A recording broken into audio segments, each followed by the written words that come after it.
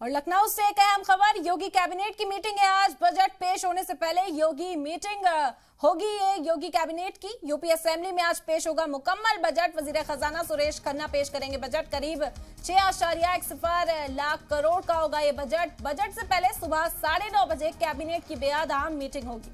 तो बजट इजलास जारी है यूपी असेंबली में और आज योगी सरकार 2.0 का पहला बजट पेश किया जाएगा।